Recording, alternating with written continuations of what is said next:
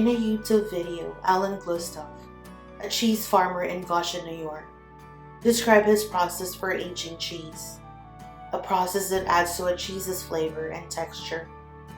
Before it can be sent out to a market, each block of cheese remains on a shelf in an underground cave for 6 to 12 months.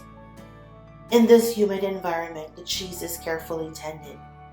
We do our best to give it to the right environment to thrive and to develop to its truest potential, Gustav explained. Gustav's passion for developing the potential of the cheese he produces reminded me of God's passion for developing the truest potential of His children so they will become fruitful and mature.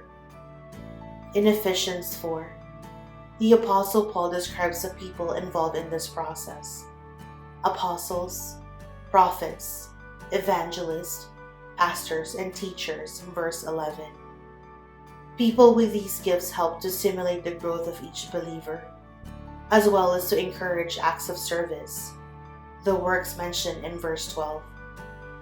The goal is that we become mature, attaining to the whole measure of the fullness of Christ, in verse 13. Spiritual growth comes about through the power of the Holy Spirit, as we submit to His maturing process. As we follow the guidance of the people He places in our lives, we become more effective as He sends them to serve. Who has been most influential to your spiritual growth? In what ways have you been challenged to grow? How can you encourage the growth of someone else? Loving God, I'm grateful for the tender way